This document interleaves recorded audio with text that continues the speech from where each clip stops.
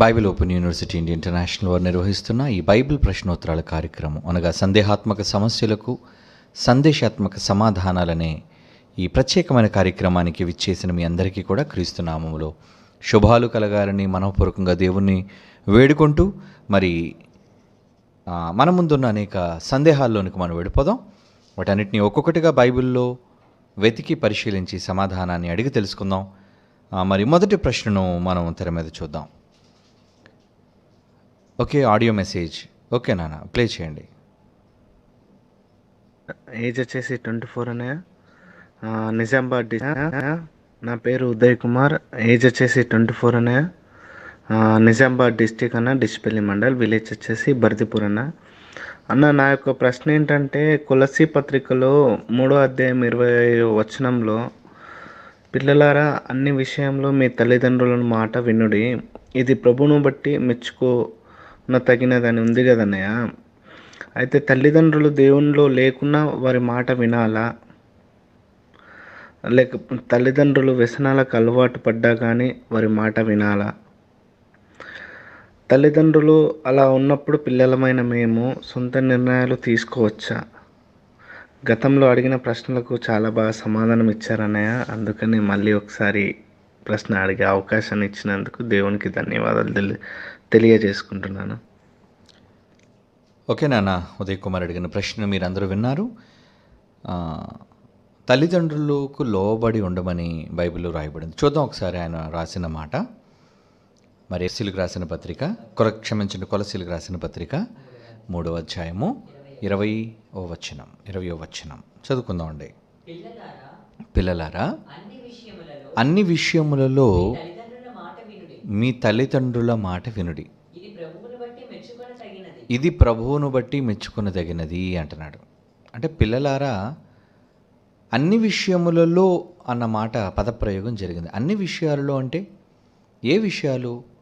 అన్నీ అనగా సహోదరుడు వ్యక్తపరిచిన ప్రశ్న ఏంటంటే, నా తల్లిదండ్రులు నమ్మని వాళ్ళు, దేవునికి అవిధేయులైన వారు, మరి అలాంటి వాళ్ళు ఒకవేళ ఏమైనా ఆదేశిస్తే దాని ప్రకారంగా మనం చేయాలా అన్నదే ఆయన ప్రశ్న.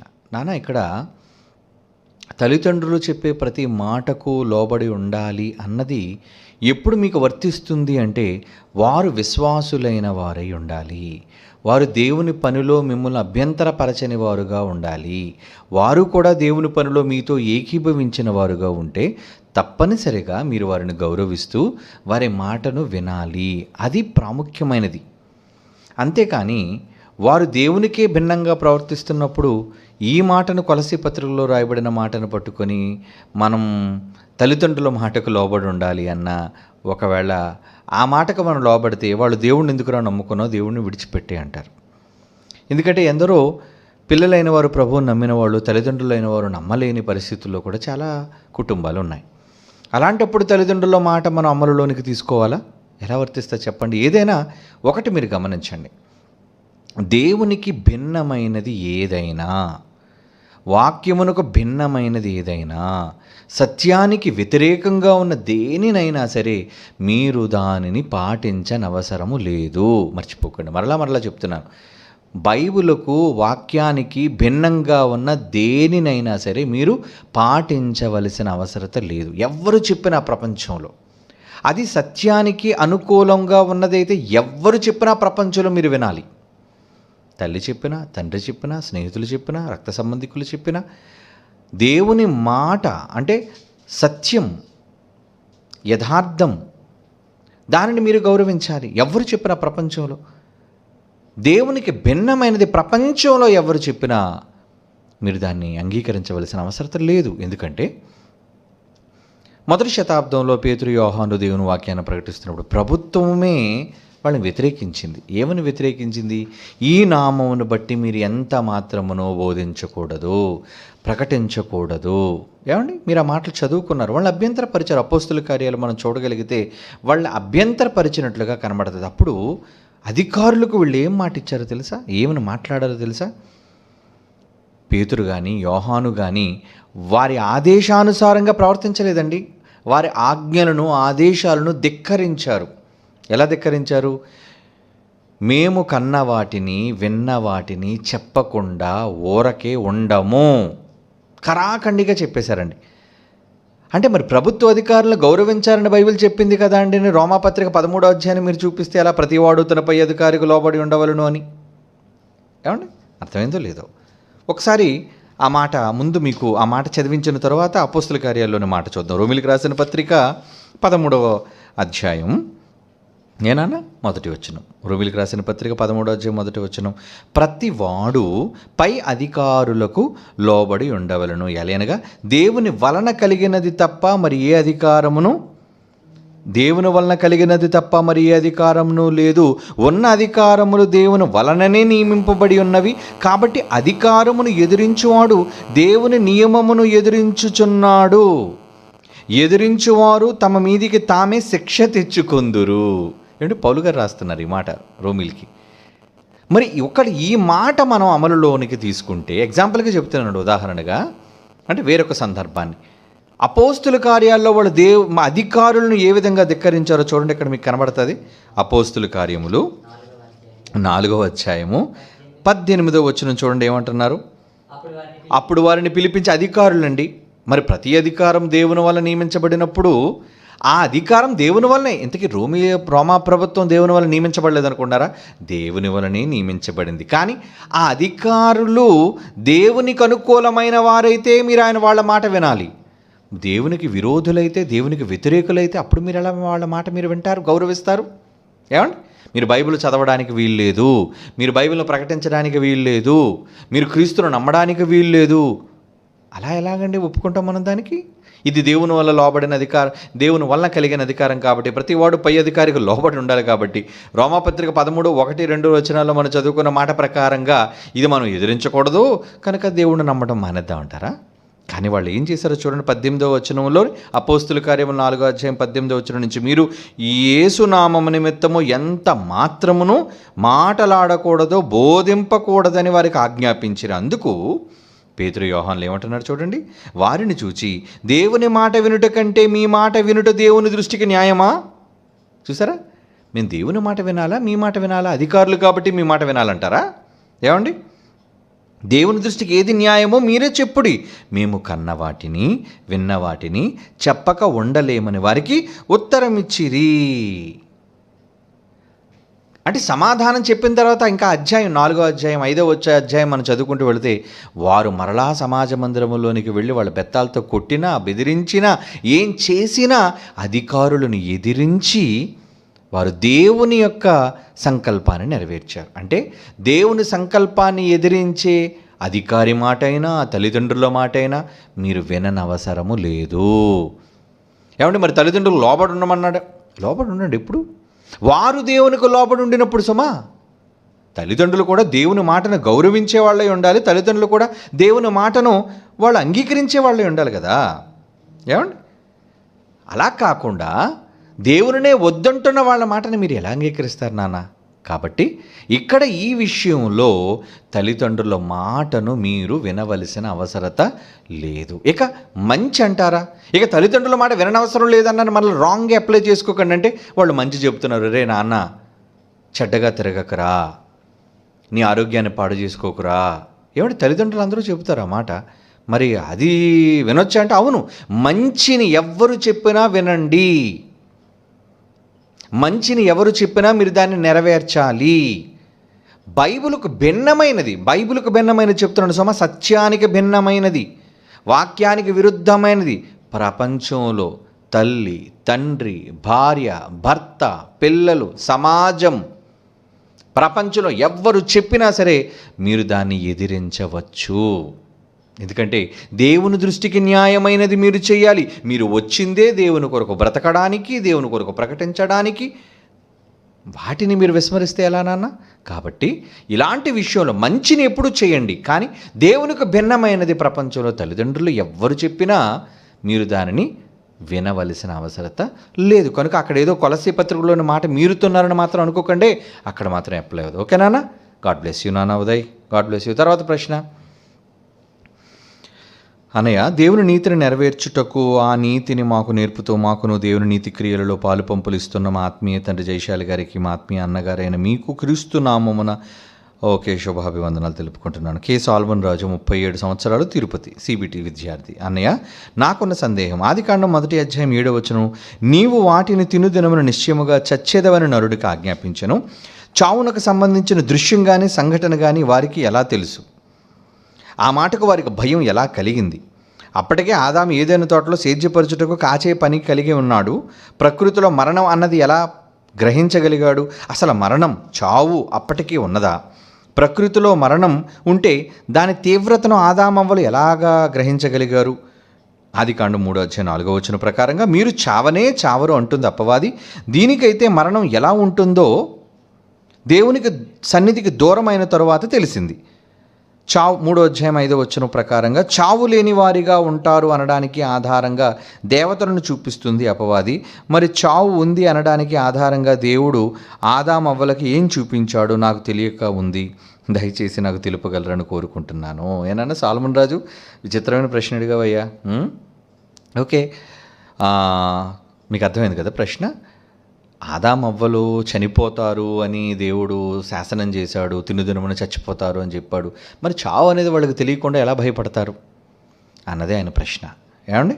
ఓకే నాన్న, మీరు ఒక విషయాన్ని గమనించాలి. ఆదాము అవ్వలు దేవుని చేత నిర్మించబడిన తరువాత ఎంతకాలం బ్రతికారు తప్పు చేయకముందు అనేది బైబిల్లో లేదు. అంటే వాళ్ళు చాలా కాలంగా అమరులుగానే వాళ్ళు ఉన్నారు అనే విషయాన్ని మీరు తెలుసుకోవాలి. అమరులు అంటే చావు లేని వారుగా ఉన్నారు నాన్న వాళ్ళు. ఎంతకాలం? అది ఒకరోజు గంటలను మాత్రం అనుకోకండి సుమా, అది చాలా కాలం. ఎందుకంటే దేవుడు వాళ్ళతో మాట్లాడే సందర్భం కానివ్వండి, ఆదాము అవ్వలు వారు ఎంతకాలం కలిసి తోటలో వాళ్ళు జీవించారు అన్నది మనకు బైబిల్లో రాయబడలేదు. అది చాలా కాలం కావచ్చు. ఈ చాలా కాలంలో వాళ్ళకి చాలా అనుభవాలు, ఎందుకంటే ప్రకృతి ఎప్పుడూ పాఠాలు నేర్పించేదే, అంతే కదా. ప్రకృతిని చూసే మనిషి ఎప్పటికీ నేర్చుకుంటున్నాడు, ఎప్పటికీ. ఏమంటే ఈ మధ్యన మనం మాట్లాడుకున్నాం కదా, తేనె పట్టు కోసం, సాలిగూడు కోసం, ఏమండి పట్టుపురుగు పట్టు కోసం. మరి వాటిని చూసి, పక్షులను చూసి నేర్చుకుంటున్నాం, మృగాలను చూసి నేర్చుకుంటున్నాం. అంటే ఇప్పటికీ మనం వాటిని చూసి నేర్చుకుంటున్నప్పుడు దేవుడు ఆ రోజు ప్రకృతిలో మనకంటే ముందు పుట్టింది కదా ప్రకృతి అంతా కూడా, అవునా కదా? చివరిలో కదండి మన మనిషి జన్మించాడు. ఆదాము అవ్వలు జన్మించింది చివరిలో. మరి మిగిలిన భాగం, మిగిలిన రోజులన్నిటిలోనూ వాళ్ళు ముందే ప్రకృతి అంతా కలిగింది కనుక ముందు కలిగిన ప్రకృతిని చూస్తూ వాళ్ళు చాలా పాఠాలు నేర్చుకున్నారు. ఏం పాఠం నేర్చుకున్నారబ్బా? వాళ్ళ కళ్ళ ముందు ఎన్ని చావులు వాళ్ళు చూడలేదు చెప్పండి. ఏంటా చావులు? జంతువులు చావులు వాళ్ళు చూడలేదా? చిన్ని మృగం కానీ పెద్ద మృగం కానివ్వండి, ఏమండి పక్షుల మరణాలు కానివ్వండి, జంతువుల మరణాలు కానివ్వండి, చూడలేదంటారా? చావు వాళ్ళకి తెలియదని మీరెందుకు అనుకుంటారు? ఏదో మనిషి ఎక్స్పీరియన్స్ తనకు తానే చచ్చిపోయి తెలుసుకోవడం అనుకుంటున్నారు. మనిషి తనకు తాను తెలుసుకోలేనిది, చూడలేనిది చావు ఒకటే. ఏమండి? ఎందుకంటే చూసిన తర్వాత అనుభవాన్ని చెప్పడానికి, పంచుకోవడానికి ఎవరు లేరు, అవునా? చనిపోయిన తర్వాత ఎవరు భూమి మీద ఉండరు కనుక మరణం యొక్క అనుభూతిని గురించి చెప్పడానికి ఎవరు లేరు, ఎవరు రారు మనకు పంచుకోవడానికి. కాబట్టి మరి ఆ మరణం అనేది ఎలా ఉంటుందో, ఎడబాటు, మృత్యువు, ఏమండి వాళ్ళ కళ్ళ ముందు ఒక పెద్ద ఏనుగు చనిపోయి ఆ ఏనుగు అలాగా మట్టిలో కుళ్ళిపోతుంటే, ఏమంటే ఆదాము జంతువులన్నిటికీ పిలిచి పేర్లు పెట్టినవాడే కదండి.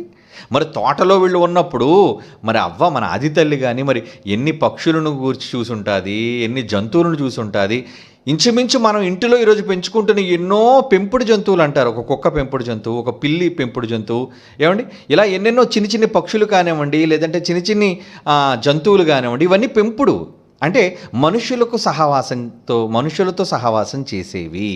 ఏమండి ఒక కుక్కను బాగా ప్రేమించిన తర్వాత చాలామంది సహజంగా కుక్కలను పెంచుకుంటుంటారు కదండి. అవి చచ్చిపోతే ఎంత బాధపడతారండి, అవునా? ఏదైనా పెంచుకున్న కుక్క మన కళ్ళ ముందే చచ్చిపోయింది అనుకోండి, చాలా సంవత్సరాలు దాంతో ఉన్న అనుబంధంతో అన్నం మానేసిన వాళ్ళు చాలామంది ఉన్నారు, బెంగ పెట్టుకున్న వాళ్ళు చాలామంది ఉన్నారండి జంతువులు పోగొట్టుకున్నందుకు, లేరా? అంటే ఒక వ్యక్తి దూరం అయితేనే చావుని తెలుసుకుంటారని కాదు, తమ కళ్ళ ముందు చావు ఉంటే ఇలా ఉంటుందా? ఒకరితో సహవాసాన్ని పెంచుకున్న తర్వాత, ఒకరితో అనుభూతిని పెంచుకున్న తర్వాత, ఒకరితో అనురాగాన్ని పెంచుకున్న తర్వాత ఆ అనురాగం దూరం అయిపోతే ఎంత బాధాకరంగా ఉంటుందన్న అనుభవం ఆదాముకి ఉంది, అవ్వకి ఉంది. ఎందుకంటే వాళ్ళ కళ్ళ ముందు ఎన్నో జీవరాశులు చనిపోయాయి కనుక చావు వాళ్ళకి తెలియదని మనం ఎలా అనుకుంటున్నానా? వాళ్ళకి తెలుసు చావు, ఆ అనుభూతి వాళ్ళకు తెలుసు. కళ్ళ ముందే చక్కగా ఏమండి పిల్లి పిల్లలు, కుక్క పిల్లలు, కోడి పిల్లలు ఇవన్నీ తిరుగుతూ పెద్ద కూడా చచ్చిపోయింది అనుకోండి. ఏమండి కుక్క పిల్లల ముందే కుక్క చచ్చిపోయింది అనుకోండి తల్లి. అప్పుడు ఆ కుక్క పిల్లలను చూసి ఎంత బాధ వేస్తుంది మనకి, అయ్యో తల్లి లేనిగా దిక్కు లేనిది అయిపోయింది. ఈ అనుభూతులన్నీ మనం ప్రకృతిని చూసి నేర్చుకున్నవే కదండి. మరి అవ్వ నేర్చుకోలేదంటారా? ఆదాము నేర్చుకోలేదంటారా? లేదండి. వాళ్ళకి వేరే పని ఏముందో చెప్పండి. అంటే భోజనం కోసం ముందు కష్టపడి సంపాదించవలసిన అవసరం లేదు, ఎందుకంటే పాపం చేయలేదు కదా. పాపం చేసిన తరువాత కదండి కష్టార్జితం, పొలం దున్నాలి, చెమట కార్చాలి, ఈ ఇబ్బందులన్నీ కూడా తప్పు జరిగిన తరువాత వచ్చాయి. మరి అంతకుముందు అప్పుడు పంటదేముందండి, సాగు చేయటం ఏముందండి, ఏదో పొలానికి ఏదో నీరు పెట్టడం ఏదో చేయడం తప్పించి, సేద్యపరచడం తప్పించి ఏమండి ఏదో ఆదాము కష్టపడిపోయి పంటను సంపాదించుకున్నాడు అనేది లేదండి. వాళ్ళు హ్యాపీగా తోట చెట్ల ఫలములలో అనేక రుచికరమైన ఆరోగ్యకరమైన పళ్ళన్నీ తిని బ్రతకడమే వాళ్ళ పని. మనకు తెలిసి ఆది తల్లి మరి నేరం చేయకముందు వంట కార్యక్రమం ఏం పెట్టి ఉండదు. ఏమండి కర్రల పొయ్యి వెలిగించటం, ఆ రోజు గిన్నెలు ఎక్కడున్నాయండి, మూకుళ్ళు తెప్పారలు ఎక్కడున్నాయండి, చేసుకుంటే మట్టి కొండలతో చేసుకోవాలి అంతే. కనుక వాళ్ళు పళ్ళు తినే కాలంలో వాళ్ళకి వేరే పనులు లేవు కాబట్టి వాళ్ళు టోటల్గా ప్రకృతిని అబ్జర్వ్ చేయటం ప్రారంభించారు. అలా చూడటంలో ఎన్నో జంతువుల మధ్య ఎడబాటు, ఎన్నో పక్షుల మధ్య ఎడబాటు, ఏమండి వాళ్ళు అనుభూతి వాళ్ళకి కలిగింది కాబట్టి చావు అంటే ఇలా ఉంటుంది, ఎడబాటు కలుగుతుంది, తమ వారు దూరం అయిపోతారు, ఇలాంటి విషయాలు వాళ్ళకు అనుభవంలో ఉన్నాయి నాన్న, లేవని మనం అనుకోవడానికి లేదు. కనుక మీరు చచ్చిపోతారు అంటే అమ్మో ఎడబాటు ఇలా ఉంటుందా, బాధాకరంగా ఉంటుందా, దుఃఖకరంగా ఉంటుందా అన్న అనుభవం ప్రకృతి నుంచి వాళ్ళు నేర్చుకున్నాను నాన్న. కనుక వాళ్ళకు చావు గురించి తెలియదు అని అనుకోవడానికి లేదు. అందులో మనిషి అన్నీ మనిషికి నేర్పించవలసిన పని లేదు. చాలాసార్లు మీకు చెప్పాను కదా, కడుపులోంచి బిడ్డ వస్తాడండి, వాడు 9 మాసాల లోన ఉంటాడు. అసలు కళ్ళు కూడా వాడు తెరవడండి. పిల్లలు కళ్ళు కూడా తెరవడం, ముందు అరుస్తారు, కేకలు వేస్తారు, ఏడుస్తారు. వాళ్ళు పుట్టగానే ముందు డాక్టర్లు ఏం చేస్తారో తెలుసా, ముందు తల్లికి స్తనాల దగ్గరికి తీసుకొస్తారండి. మనందరినీ కూడా మన తల్లి స్తనముల దగ్గరికి తీసుకొస్తారు. ఎందుకు? పాలు. మన నోరు ముయించాలి అంటే, మన ఏడుపును ఆపించాలి అంటే ముందు తల్లి మనకు పాలు ఇవ్వాలి. ఆ పాలు కూడా చాలా ఆరోగ్యం, మురుగు పాలు అంటారు వాటిని. వాటిలో చాలా ఔషధాలు ఉంటాయి శరీరానికి సంబంధించి. కాబట్టి ఎప్పుడైతే ఆ పాలు దగ్గర, ఎప్పుడైతే స్తన్యం దగ్గర బిడ్డను చేరుస్తుందో మనకి ఎలా తెలుసని ఆ స్తనాన్ని మనం నోటి దగ్గర పెట్టగానే పీల్చడం నేర్చుకున్నాం. ఎవరు నేర్పించారు మనకి? అడిగిన ట్రైనింగ్ ఇచ్చారంటే ఎవరు? నాన్న జాగ్రత్తగా ఈ స్తనాన్ని నువ్వు నోట్లో పెట్టుకొని చప్పరించి లోపలికి లాగాలి నాలుకతో. ఎక్కడుంది ఆ పరిజ్ఞానం? ఈ పరిజ్ఞానాలు పుట్టుకతో వచ్చినవండి మనకి. ఎవరో ప్రత్యేకంగా నేర్పించవలసిన అవసరం లేదు. కొన్ని అనుభవపూర్వకంగా తెలుసుకుంటే, కొన్ని లోపలే మనిషి మెదడులో ఉంటాయండి. దేవుడు ఆ విజ్ఞానాన్ని మనిషి బ్రెయిన్లో పెట్టాడు, మర్చిపోకండి. మీరు ఫలించండి, అభివృద్ధి పొందండి, భూమిని నిండించండి అన్నాడు. సంసారం కోసం ఎవరు నేర్పించారు? ఏమండి ఆదామవ్వలకు, మన ఆది తల్లిదండ్రులకి ఈ విధంగా సంసారం చెయ్యాలి, శరీరపరంగా ఇలాగ కలవాలి ఎవరు నేర్పించారు చెప్పండి? వాళ్ళకి ఎవ్వరూ నేర్పించవలసిన అవసరం లేదు. వాటిని వాళ్ళు సహజసిద్ధంగానే వాళ్ళు దాన్ని తెలుసుకుంటారు. వాళ్ళ మధ్యన ఉన్న ఆకర్షణ, వాళ్ళ మధ్యన ఉన్న ప్రేమ, అనురాగం వాటికి దారి తీస్తాయి అంతే. కనుక అన్నీ మనం నేర్పించాలి, అన్నీ మనం చెప్పాలి అనుకుంటే పొరపాటు సుమా. అది ఎంత నిజమో ఇది కూడా చావుకు సంబంధించిన కూడా వాళ్ళకు చాలా తెలుసుకున్నారు, ఎన్నో పాఠాలు నేర్చుకున్నారు. కాబట్టి చావు అంటే భయంకరంగా ఉంటుంది, ఎడబాటు కలుగుతుంది, దుఃఖం కలుగుతుంది. కనుక తినుదినమని నిశ్చయముగా చచ్చిపోతారంటే అమ్మో ఇలా చచ్చిపోయి కుళ్ళిపోతామా జంతువుల్లా? అమ్మో కుటుంబానికి దూరం అయిపోతామా ప్రేమించిన వాళ్ళకి? ఇవన్నీ వాళ్ళకి భయం కలగడానికే దేవుడు ఆ రోజు చెప్పాడు. కనుక అన్న మాటకి వాళ్ళు విని వాళ్ళు భయపడ్డారు. ఓకే నాన్న, అర్థమైందా? Okay, God bless you. తర్వాత ప్రశ్నలోనికి వెళ్ళిపోదాం. తర్వాత ప్రశ్న, హాయ్ డాడ్. ఏంటి ప్రశ్న? డాడీ వందనములు, I'm Prakash from Odisha, age 19. నా ప్రశ్న ఏంటంటే ఎఫ్సి పత్రిక 4:26 ఏముంది? కోపపడుడిగానే పాపము చేయకుడి, సూర్యుడు అస్తమించే వరకు మీ కోపం నిలిచి ఉండకూడదు అని ఉంది కదా డాడీ. ఈరోజు కోపపడితే ఈరోజు చల్లారిపోవాలి అంటే తరువాత రోజు కోపపడవచ్చా? కోపపడుడిగానే పాపం చేయకుడి, కోపపడితే పాపం చేసినట్ట? కోపం పాపమా? అలా అయితే మోషే ఇశ్రాయేలు మీద కోపపడి పాపం చేసినట్ల. నరుని కోపం దేవుని నీతిని నెరవేర్చుదని ఉంది. అబ్బో, ఎంత బైబిలే మరి. నీతి అంటే అబ్రహాము దేవుని నమ్మెను, అది అతను నీతిగా ఎంచబడి ఉంది కదా.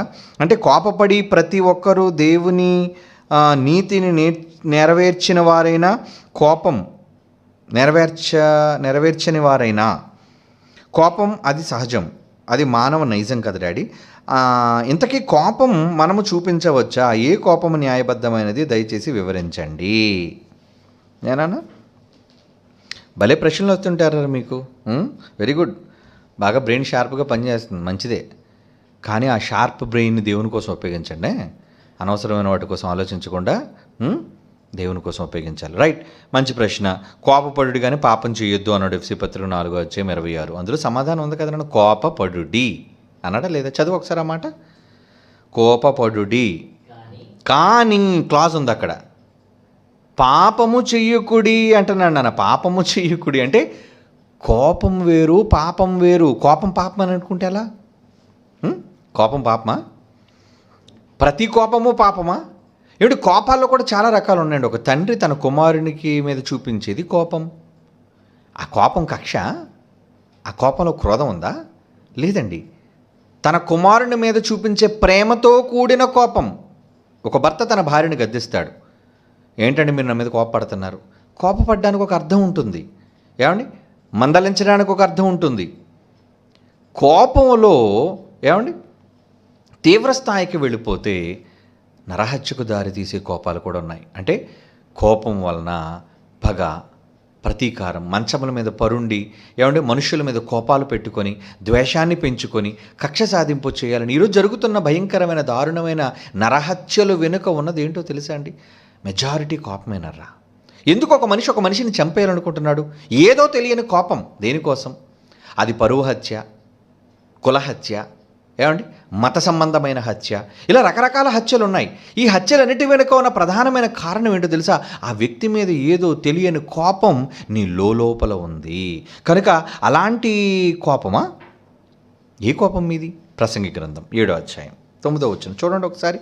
ప్రసంగి గ్రంథం 7వ అధ్యాయం 9వ వచనం అక్కడ ఏమన్నాడు అన్న? ఆత్రపడి కోపపడదు. కోపం కూడా ఊరకనే ఏమండి వీటికి ముక్కు మీద ఉంటుందండి కోపం అంటే. కోపం ముక్కు మీద ఉండదు, బుర్రలో ఉంటుంది. ఎప్పుడు ముక్కే ఉందండి, అది గాలి పీల్చేది అంటే ముందుకు ఉంటుంది అని. ముక్కు మనిషి శరీరంలో కాస్త ముఖంలో ముందుకు బయటికి కనబడేది ముక్కు మీద, కాబట్టి ముక్కు మీద కోపం అంటారు. ఏమండి అంటే కోపం ఊరకనే వచ్చేస్తుంది అని బైబిల్ చెబుతుంది. ఏమని? ఆత్రపడి కోపపడవద్దు, బుద్ధిహీనుల అంతరింద్రియముల యందు. అబ్బా, కోపమట సుఖ నివాసం చేస్తుందటండి. అంటే సుఖ నివాసం అనేసి అంటే బుద్ధిహీనుల్లోనే కోపం ఉంటుందట. అంటే అది పోదు. అందుకే యేసుప్రభు వారు ఏమన్నారంటే, నాన్న సూర్యుడు అస్తమించే వరకు మీ కోపాన్ని ఉండనివ్వండి. సూర్యుడు అస్తమించేశాడు అనుకోండి, మీ కోపాన్ని తీసేయండి. అవునా? తీసేయండి. ఎందుకు తీసేయమంటున్నాడు? ఉన్నాయా? మీరు మంచాల మీద పరుంటారు, ఆ కోపాలు మీ మనసులో పెట్టుకుంటారు, వాటిని గురించి రాత్రంతా నిద్రపోకుండా ఆలోచిస్తారు. ఆ కోపం పగగా మారి, ఆ పగ ప్రతీకారంగా మారి, ఆ ప్రతీకారం క్రోధంగా మారి, ఆ క్రోధం ఒక మనిషిని ప్రాణం తీసేదిగా మారిపోతుంది. ఏమండి? కనుక ఆ స్థాయికి ఈ కోపం అనేది కారణమవుతుంది. కాబట్టి నిజంగా యేసుప్రభు మహానుభావుడు చెప్పిన మంచి మాట, సూక్తి ఏంటో తెలుసా? సాయంత్రం అయ్యేసరికి మీ కోపాన్ని వదిలేయండి రా అన్నాడు. ఎంత మంచి మాట అది. మనం సహజంగా కోపపడుతుంటాం. కోపానికి అర్థవంతమైన కోపం ఉంది, ఏమండి అర్థం పర్థం లేని కోపం కూడా ఉంది. అప్పుడప్పుడు చూస్తారా, ఏమండి ఏంటండి కోపానికి అర్థం పర్థం లేదండి అంటే, అంటే మనసులో ఏదో పగ పెట్టుకొని చూపించే కోపం అర్థం పర్థం లేని పగ. అంటే ఒక వ్యక్తి మీద కోపం ఉంటే అంటే అనడానికి కారణమేమీ లేదు, ఏదో కారణం చేత ప్రతి చిన్నదానికి కోపపడిపోతుంటాడు. మరి కోపం లేకుండా ఉండాలంటే కోపాన్ని చంపేసే ఏకైక గొప్ప ఆయుధం, కోపాన్ని చంపే ఆయుధం. ఏమండి కోపాన్ని చంపే ఆయుధం ఏంటి? ప్రేమ అండి. ప్రేమ. నిజంగా ఆ వ్యక్తిని మీరు ప్రేమిస్తే ఎంత పెద్ద కోపమైనా సరే చల్లారిపోతుందండి. నిజం. ఒక్కసారి ట్రై చేయండి, చూద్దాం. ఎవరి మీదనే మీకు కోపం ఉంటే వాళ్ళని ప్రేమించండి, వాళ్ళని క్షమించండి. యేసుప్రభు చెప్పింది అదే. మన నాయకుడు మనకు నేర్పించిన మహోన్నతమైన సంగతి, ఒక గొప్ప మార్గదర్శకం ఏంటో తెలుసా? నాయన, ఎవరైనా మీ మీద కోపపడుతున్నారని మీరు తెలిసినా, లేదంటే మీకు ఎవరి మీదైనా కోపం ఉందని మీరు తెలిసినా, మీరేం చేయాలి? సూర్యుడు అస్తమించే లోపు ఆ కోపాన్ని తీసేయండి. అంటే ఇక కోపం లేదు మీకు, క్షమించేశారు అంటే ప్రేమించేశారు అని అర్థం. పోన్లే ఏమండి, చిన్నపిల్లలు ఉంటారు కదండి, వాళ్ళు పిలిచి కొడతాం కొన్ని సందర్భాలు. వాళ్ళు అప్పుడే ఏడుస్తారు, ఆ తర్వాత మరలా కోపాన్ని మర్చిపోతారండి. పిల్లలు మళ్ళీ పిలిచి అనుకోండి, వీడు నన్ను కొట్టాడు కదా, వీడి దగ్గర నేను వెళ్ళకూడదు అనే మనసు చిన్నపిల్లల దగ్గర ఉండదండి.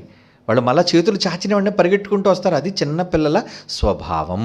మరి పెద్దోళ్ళు ఎందుకు ఇది స్వభావం? ముదురులీళ్ళు ఏమండి, వాళ్ళు బ్రెయిన్ బాగా ఎలాగ తయారైపోయిందంటే క్రిమినల్ బ్రెయిన్గా తయారైపోయింది. కనుక ఈ క్రిమినల్ బ్రెయిన్లో ఏంటంటే పగను పెంచుకుంటారు. చిన్నపిల్లలు కొట్టిన తర్వాత మర్చిపోతారు కూడా అండి, వాళ్ళు మర్చిపోతారు. అంటే మనం చిన్నపిల్లల లాంటి స్వభావం కలిగిన వారుగా ఉండాలని యేసుప్రభు చెప్పడానికి కూడా కారణం అదే. వాళ్ళు చూసి నేర్చుకుంటారు ఆ చిన్నపిల్లలు. వాళ్ళు ఏం గుర్తుపెట్టుకోరు, వాళ్ళు ఎవరి మీద పగ పెంచుకోరు, వాళ్ళు చాలా మంచోళ్ళు, మీరు కూడా అలా ఉండండి నాయన అని చెప్తున్నాడు. ఏనా? కనుక నిజమైన కోపం ఏమండి, మందలించే కోపం వేరు. ఏమండి, కొంతమంది మీద కోపపడతారు. ఇప్పుడు చాలా ప్రసంగాల్లో మేము కూడా ఆవేశంగా మాట్లాడతామండి, కోపపడతామండి. దాన్ని కూడా అపార్థం చేసుకునే వాళ్ళు ఉంటారు. పోనివ్వండి, అపార్థం చేసుకునివ్వండి. కానీ ఆ కోపం మాది కాదు, అది దేవుడు బైబిల్ ద్వారా కనుపరుస్తున్న కోపం. ఎందుకంటే వ్యక్తిగతంగా చూపించే కోపం కాదండి, అది వాక్యానికి భిన్నంగా ఒకవేళ ఎవరైనా ఉంటేనే వాళ్ళని సరిచేయడానికి కోపపడ్డం తప్ప అండి, వాళ్ళ మీద మాకు ద్వేషం ఏంటి, వాళ్ళ మీద మాకు పగ ఏంటి చెప్పండి. మీలో చాలామంది అపార్థం చేసుకోవచ్చు, ఏంటండి మమ్మల్ని తిడతారేటండి. నిజంగా జైశాలి గారు వచ్చినంతవరకు అండి ఈ కోపపడే బోధలు ఏవి లేవండి. అంతా కూడా అందరినీ నిమిరే బోధ అంటే వాడిని ఎవరిని ఒక మాట అనరు. ఎందుకంటే అంటే పాస్టర్ గారిని తీసేస్తారు. పాపం వాళ్ళు కూడా బ్రతుకు తెరువు కోసం ఎందుకులే సంఘస్థులు అనడం ఎందుకు, మనం బయట వీధులు పడ్డం ఎందుకనే ఉద్దేశంతో వాళ్ళు ఎదుటి వాళ్ళని గద్దించే బోధలు మానేశారండి. మనకు మొదటి కాలంలో మొదటిసారి పౌలులా ఖండించే బోధ చేయటం అంటే జైశాలి గారు ఈ తరంలో ప్రారంభించారండి. అందుకే అందరికీ ఆయన విరోధి అయిపోయాడు ఆయన. కానీ ఇప్పుడు తెలుసుకుంటున్నారు, అయ్యో పెద్ద ఆయన చెప్పిన మాటలన్నీ కూడా అందులో వాస్తవాలు ఉన్నాయండి అని గద్దించాడంటే కారణం ఉందండి. అంటే గద్దింపు ఆయనది కాదు, బైబిల్లో దేవుడు రాసిన గద్దింపు. కోపం తప్పు అంటే ఏంటంటే ప్రసంగాలన్నీ కోపంగా ఉంటాయి ఏంటంటే, అందరికి తిడతాడు ఏంటంటే, దేనికి తిడుతున్నారు ఆయన? మా ప్రసంగాలు ఎందుకు తిడుతున్నారు? ఎవరిని తిడుతున్నారు? మీరు ఏం చేస్తున్నారని తిడుతున్నారు? మీరు బైబిల్కు భిన్నంగా ఉంటేనే తిడుతున్నాను తప్పించేయండి, మీ వ్యక్తిగతమైన విషయాల కోసం మాకు అనవసరం అండి. మేము ఎప్పుడు మాట్లాడడం వాటికి సంబంధించి, ఎందుకంటే మాకు తెలియని వాటి కోసం మేము ఏం మాట్లాడాలి చెప్పండి. బైబిల్కి ఒకవేళ భిన్నంగా ఏమైనా ఎవరైనా ప్రవర్తిస్తున్నారేమో అదొక్కటి మాత్రమే ఆలోచించి మిమ్మల్ని సరిచేయడానికే ఈ కోపం అనేది మాటలలో వాక్యంలో మీకు చూపిస్తారు. అంటే కోపం రావడం తప్పు కాదండి. యేసు ప్రభు గారికి కోపం వచ్చేసింది. ఎప్పుడు? అక్కడ దేవుని యొక్క ఇంటిని వ్యాపారపు కేంద్రంగా మార్చినప్పుడు ఏం చేశాడు? తాళ్ళతో కొరడాలు చేశాడు, అన్నిటిని తోసేశాడు, కేకలేశాడు అందరి మీద. మరి అది తప్పు అంటారా? కోపపడుడి. కానీ ఆయన కోపంలో పాపం లేదండి. కోపంలో ఎవరిని చంపేశాడు ఆయన? ఎవరిని చంపలేదు ఆయన. కోపంలో ఎవరిని శిక్షించాడు ఆయన? లేదండి. న్యాయబద్ధమైన కోపం. అందుకే దాన్ని సత్యాగ్రహము అన్నారు. అంటే ఆగ్రహం కూడా ఎలాంటిదట? సత్య సంబంధమైన ఆగ్రహము. ఆ ఆగ్రహంలో సత్యం ఉంది. ఆయన కోపంలో నిజం ఉందండి. మరి ఇప్పుడు దేవుడు కూడా కోపడ్డా? దేవుడు కోపడలేదా? ఇశ్రాయేలీయులు ఎంత విసిగించారండి దేవుడిని. అందుకే బైబిల్లో ఏం మాట రాయడం తెలుసా? ఎవని మీద ఆయన 40 సంవత్సరాలు కోపగించెను ఉంటుంది. చూడండి ఒకసారి ఆ మాట మనం చూద్దాం. హెబ్రీయులకు రాసిన పత్రికలో చూడండి ఒకసారి, బైబిల్ తెరిచి హెబ్రీయులకు రాసిన పత్రిక 3వ అధ్యాయం 17వ వచనం చూడండి ప్రియులారా. హెబ్రీ పత్రిక 3వ అధ్యాయం 17వ వచనం ఏమంటున్నాడు అక్కడ? ఎవరి మీద ఆయన 40 ఏండ్లు కోపగించను. 40 ఏళ్ళు కోపమా? అంటే దేవుడు రాత్రి అయ్యేసరికి సూర్యుడు అస్తమించేసరికి కోపం ఉండకూడదండి. మరి దేవుడికి 40 ఏళ్ళు పగ ఏంటండి అనుకోండి. పగ కాదు, ఇది తప్పు. ప్రతి కోపాన్ని పగతో ముడిపెట్టకండి, ప్రతి కోపాన్ని క్రోధంతో ముడిపెట్టకండి. అయితే అలాంటి క్రోధంగా పగతో ఉన్న కోపాలు కూడా, అందుకే ఆ కోపాన్ని డిఫరెన్షియేట్ చేయాలి. ఏ కోపం ఇదని? ఒక బిడ్డ తప్పు చేసినందుకు ఆ బిడ్డను తండ్రి దండిస్తాడు, బెత్తంతో కొడతాడు. అది సత్యాగ్రహం అంటారు దాన్ని. అంటే ఆ ఆగ్రహం వెనుక మంచి ఉంది అని తెలుసుకోవాలి. అంతేగాని తప్పు కాదు అది. మందలించడం తప్పు కాదు, కోపపడడం తప్పు కాదు. చూడండి, చదవండి ఏమన్నాడు? 3వ అధ్యాయం 17వ వచనం. ఎవని మీద 40 ఏండ్లు ఆయన కోపగించెను. పాపము చేసిన వారి మీదే కదా. ఆయన కోపం ఎవరి మీద వచ్చింది? ఎవరైతే తప్పు చేశారో వారి మీద కోపగించారండి. తప్పు చేసిన వారి మీద కోపగించొచ్చా? అదే అక్కడ క్లాజు. తప్పు చేస్తే కోపగించండి. ఏమండి, పిల్లాడు అబద్ధం ఆడుతున్నాడు మన కళ్ళు ఎదురుగా, కోపగించండి. పిల్లాడు దొంగతనం చేయడానికి ప్రయత్నిస్తున్నాడు, కోపగించండి. అవసరమైతే వాడిని బెత్తంతో కొట్టండి, శిక్షించండి. ఏమండి, డిసిప్లిన్ నేర్పించండి. అలా నేర్పించడానికి పిల్లల మీద మనం కేకలు వేస్తాం, పిల్లల మీద ఆగ్రహం చూపిస్తాం. కోపము తప్పు, కోపము పాపము అంటే ఎలా అండి? కాదండి. ప్రతిదాన్ని అందుకే బైబిల్తో లింక్ పెట్టేకండి. అక్కడ కోపపడకూడదు అన్నాడండి, ఇక్కడ కోపం చూపిస్తున్నారు. అలా అనుకుంటే ఎలా రా? పౌలు గారు 1 కొరింథీ పత్రిక 4:21 అంటాడు. ఏమంటాడు ఆయన? బెత్తంతో మీ దగ్గరికి రావాలనా? మీలో చాలామంది ఉప్పొంగుతున్నారు అంటే చాలా కోపపడుతున్నాడండి. గలతీల మీద కోపపడ్డాడు, కొరింథీల మీద కోపపడ్డాడు. ఇలా పత్రికల్లో ఎంతోమంది పైన కోపగించాడు ఆయన. కనుక ఆ కోపం ఏంటది? అది యథార్థమైన కోపం, న్యాయవంతమైన కోపము. ఏమండి, ఒక మాట చూద్దాం. ద్వితీయోపదేశకాండం 32వ అధ్యాయం 21వ వచనం చూడండి. ద్వితీయోపదేశకాండం 32వ అధ్యాయం 21. వారు దైవము కాని దాని వలన నాకు రోషము పుట్టించిరి, ఇశ్రాయేలీయులండి, తమ వ్యర్థ ప్రవర్తన వలన నాకు ఆగ్రహము పుట్టించిరి, కాబట్టి జనము కాని వారి వలన వారికి రోషము పుట్టింతును, అవివేక జనము వలన వారికి కోపము పుట్టింతును. అంటే వాళ్ళు చేసిన దానికి ఎందుకు కోపం వచ్చింది? దేవుడు ఎందుకు కోపం రప్పించాడు? దేవుడికి ఎందుకు కోపం వచ్చింది? ఆ కోపానికి ఒక రీజన్ ఉంది. ఓరకనే అర్థం పర్థం లేకుండా కోపపడిపోవడం కాదండి, అది తప్పు.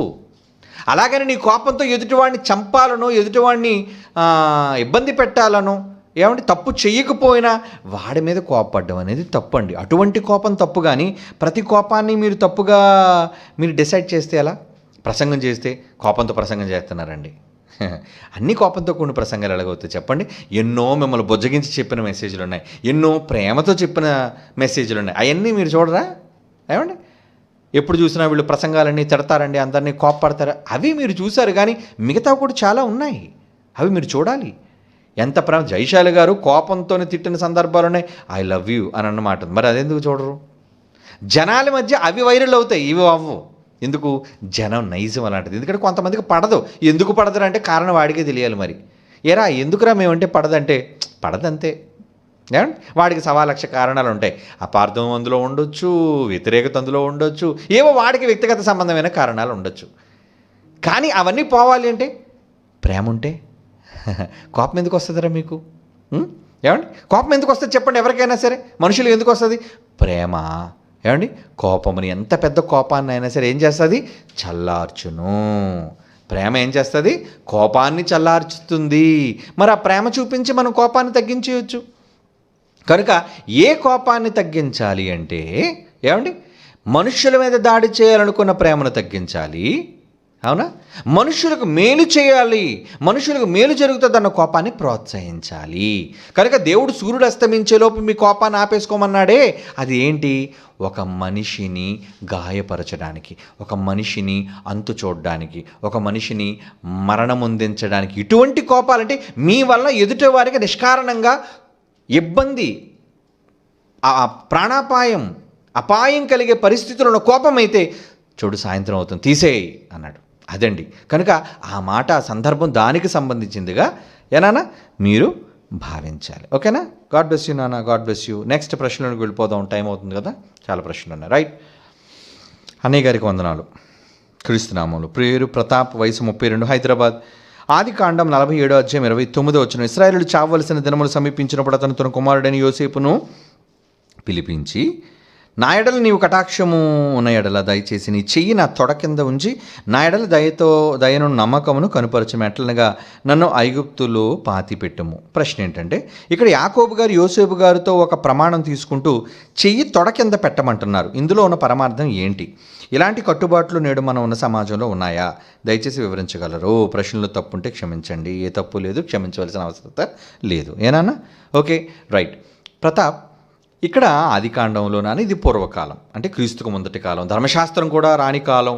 ఆ కాలంలో సమాజంలో ఉన్న కొన్ని కట్టుబాట్లు, అంటే ఒక ఒడంబడిక, ఒక మాట ఇవ్వటం. అప్పుడప్పుడు చూడండి, ఇగో మీరు నాకు మాట ఇవ్వండి అంటారు. మాట ఇవ్వండి అంటే మాట ఎలాగేస్తావు, నువ్వు ఎలా తీసుకుంటావు?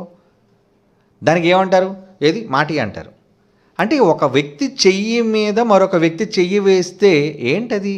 మాట నోట్లోంచి కదా వచ్చేది, చేతికి ఎందుకు 2 చేతులు ఎందుకు కలుస్తున్నాయి? 2 చేతులు ఒకదానితో ఎందుకంటే కలపాలి? అంటే నువ్వు మాట ఇచ్చావు అనడానికి ఇది ఒక నిదర్శనం. నువ్వు మాట ఇచ్చావు అనడానికి ఇది ఒక సూచన, బయటికి కనబడే సూచన, అంతేనా? ఏమండి, ఇప్పుడు ఒక వ్యక్తి మీద మనకి చిన్న పిల్లలు మనం ప్రేమించాం అనుకోండి, ప్రేమ వచ్చిందని మనం అలా చూపిస్తాం వాడి మీద బాగా ప్రేమ కలిగినప్పుడు, వాడు ఇబ్బంది కలిగేటప్పుడు మనం ఏం చేస్తాం? వాడిని ముద్దు పెట్టుకుంటాం, అవునా? అంటే పెదాలతో మనం ముద్దు పెట్టడం వలన ఏం ప్రేమ బయటికి కనబడింది అంటే అది ఒక సూచన అంతే. అది మనం ఎక్స్ప్రెస్ చేయాలి అంటే అది ఒక ముద్దు రూపంలో పసిబిడ్డల పట్ల మనం చూపించేది, మనం ఎక్స్ప్రెస్ చేసే ఒక ఎక్స్ప్రెషన్. అలాగే ఈ ఒడంబడిక ఆ రోజు నా తొడ కింద ఉంచి దయతో నమ్మకమును కనుపరచుము, అవునా? చూసారా, పెళ్ళైనప్పుడు కూడా భార్యాభర్తల మధ్య చెయ్యి బైబిల్ మీద వేయించి ప్రమాణం చేస్తారు, లేదా చెయ్యి ఇద్దరిది ఒక దాంట్లో ఒకరి చేతిలో ఒకటి చెయ్యి కలిపి ప్రమాణం చేయమంటారు. ఇవన్నీ ఏంటికి గుర్తు అంటే మాటకు గుర్తు. అలాగే ఆ రోజు క్రీస్తుకు ముందటి కాలంలో ఈ తొడ కింద చెయ్యి ఉంచడం అనేది వాళ్ళకి రివాజు, ఆనవాయితీ అని మనం చెప్పొచ్చు. అలా బైబిల్లో మరికొన్ని కూడా ఉన్నాయి. జస్ట్ ఒక 2-3 సందర్భాలు మీకు చూపిస్తాను. ఆదికాండంలో 24వ అధ్యాయం 2వ వచనం కూడా చూడండి నాన్న ఒకసారి. ఆదికాండం 24వ అధ్యాయం 2వ వచనం, అక్కడ ఏమని చూడండి, 9వ వచనం, 2వ వచనం 9వ వచనం కూడా చదువుదాం. అప్పుడు అబ్రహాము తాను కలిగిన సమస్తమును ఏలుచుండిన తన ఇంటి పెద్ద దాసునితో ఎలియాజరు, ఎలియాజర్తో ఏమన్నాడు? నీ చెయ్యి నాన్న ఏం చేస్తావంటే నా తొడ కింద పెట్టినానా, నీ చెయ్యి నా తొడ కింద పెట్టు అన్నాడు. 9వ వచనం, ఆ దాసుడు తన యజమానుడగు అబ్రహాము తొడ కింద తన చేతిని పెట్టి, అది అంటే ప్రమాణం చేయడానికి మనం చెయ్యి ఎలా కలుపుతాం, బట్ తొడ కింద చేయి పెట్టడం అనేది ప్రమాణానికి ఒక సూచన, అంతేనా? ఇంకేమీ లేదు. ఏమండి, ఇంకోటి మీకు చూపిస్తాను చూడండి. ఇది ఒక విచిత్రంగా ఉంటుంది. ఆదికాండం 48వ అధ్యాయము 12వ వచనం చూడండి నాన్న. ఆదికాండం 48వ అధ్యాయము 12వ వచనం, అక్కడ ఏమనుంది చూడండి. ఇక్కడ చూడండి, యోసేపు అతని మోకాళ్ళ మధ్య నుండి వారిని తీసుకొని అతనికి సాష్టాంగ నమస్కారం చేశాను. మోకాళ్ళ మధ్య నుంచి తీసుకోవడం ఏంటండి? అదొక సూచన.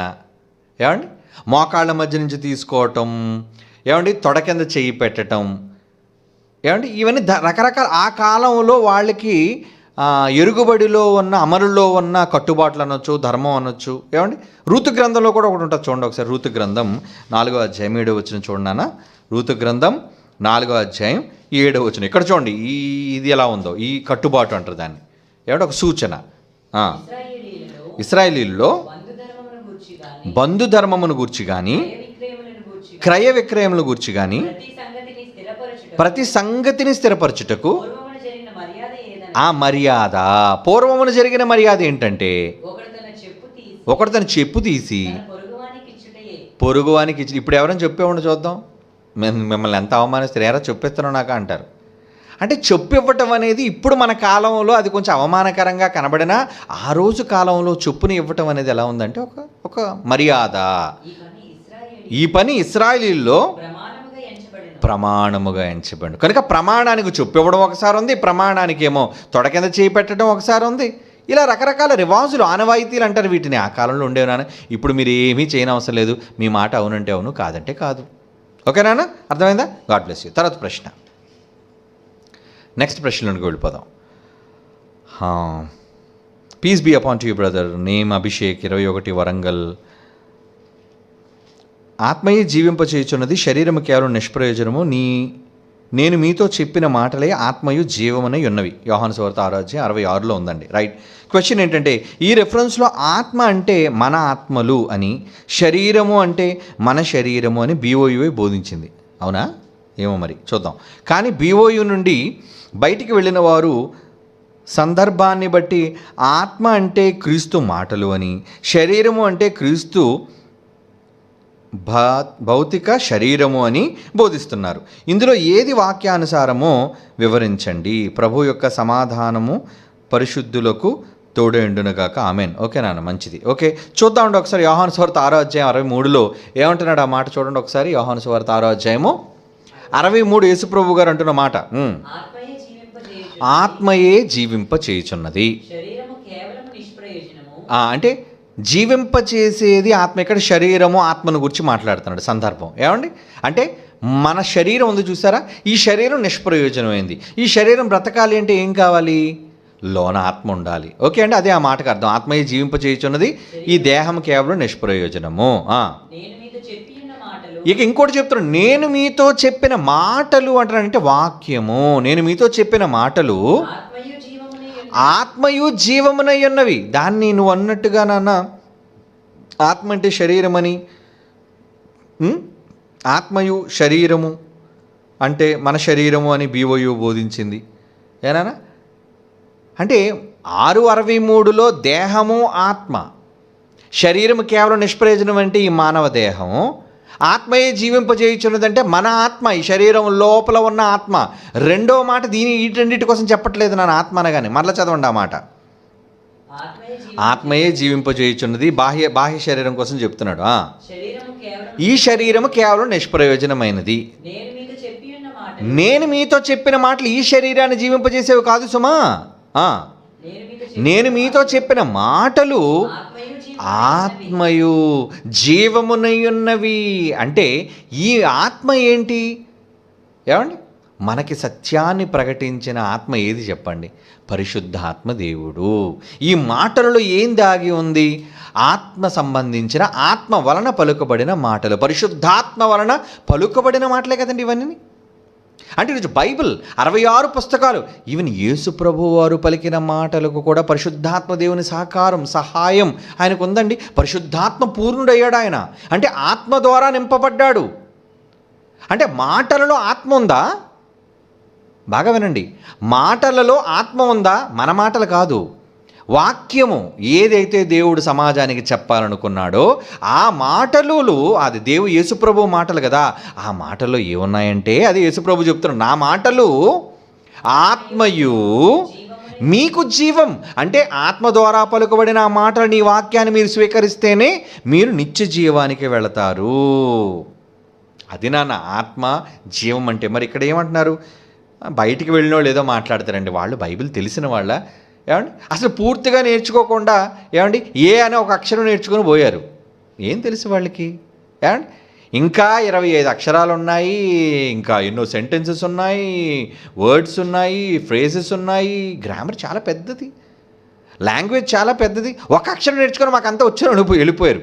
కనుక నన్ను వాళ్ళతో కంపేర్ చేయకండి, ఎందుకంటే వాళ్ళతో కంపేర్ చేయడానికి కూడా వాళ్ళ స్థాయి సరిపోదు. వాళ్ళు బహు చిన్నవాళ్ళు జ్ఞానములో అన్నిటిలో. ఈరోజు దేవుడు BOUO ఇంత ఉన్నతమైన స్థాయి, సార్వత్రిక సంఘాన్ని ఇంత ఉన్నత స్థాయికి చేర్చడానికి గల కారణం సత్యమునకు స్తంభము. నోటికి ఏదొస్తుంది మాట్లాడడం కాదు, ఏది పడితే తప్పుడు ప్రచారం చేయటం కాదు, ఏదో మనం కాదని మన బోధన భిన్నంగా ఏదో కొత్త సంగతి చెప్పాలని ఒక అబద్ధాన్ని చెప్పడం కాదు నాన్న, అవన్నీ కాదు. కనుక బయటికి పోయే వాళ్ళ కోసం మీరు ఆలోచించకండి, వాళ్ళ మాటలు కూడా మీరు పెద్దగా పట్టించుకోకండి. బైబిల్లో ఉన్న వాస్తవం ఏంటి, సత్యం ఏంటి? ఆయన మాటలు ఆత్మయు జీవమునై అంటే ఆత్మ సంబంధమైన మాటలు, మీ ఆత్మను బ్రతికించేది, మీ ఆత్మను నిత్య జీవానికి నడిపించే మాటలు. ఆయన మాటలలో ఆత్మ ఉంది, పరిశుద్ధాత్మ దేవుని యొక్క ఆదరణ ఉంది, మనకి జీవం ఉంది, అంటే నిత్య జీవానికి వెళ్ళే మాటలు. అది నాన్న ఆ మాటకు అర్థం. ఓకే, గాడ్ బ్లెస్ యూ నాన్న. తర్వాత ప్రశ్నలోకి వెళ్ళిపోదాం. ఓకే అన్నయ్య వందనాలు, నా పేరు రాజు, వయసు 18 సంవత్సరాలు, గండ్రేవులు గ్రామం, కర్నూలు జిల్లా. నా ప్రశ్న అన్నయ్య, ఆదికాండం 22:5 తన పనివారితో మీరు గాడిదతో ఇక్కడ ఉండుడి, నేనును ఈ చిన్నవాడును దేవునికి మ్రొక్కి మరలా మీ వద్దకు వచ్చేదమని చెప్పి ఇక్కడ అబ్రహాము అబద్ధం చెప్పినట్లుగా ఉంది. అబ్బో ఏనా, నీకు అబద్ధంగా అనిపించిందా? సర్లే, అబద్ధం చెప్పినట్లుగా ఉంది కదా అన్నయ్య. యెహోషువ 2:4 ఆ ఇద్దరి మనుష్యులను తోడుకొని వారిని దాచిపెట్టి, మనుష్యులు నా వద్దకు వచ్చిన మాట నిజమే, వారు ఎక్కడి నుండి వచ్చిరో నేను ఎరుగను, చీకటి పడుతూ ఉండగా గవిని వేయబడును వేళను ఆ మనుషులు వెలుపలికి వెళ్ళిరి, వారు ఎక్కడికి పోయిరో నేను ఎరుగను అని ఉంది కదన్యా.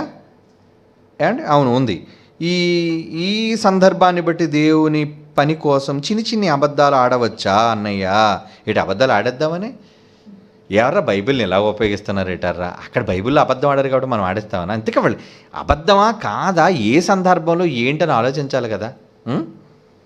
బైబిల్లో ఉన్నది ఎప్పుడు కూడా మంచిగా వర్తింపు చేసుకున్నారా. మనకు అనుకూలంగా వాళ్ళ అబ్రహాం అబద్ధం ఆడేశాడు ఏమండి, ఈవిడేమో స్త్రీ. చదవండి ఒకసారి, 2 వచనాలు చదువుతాం. ఆదికాండం 22:5,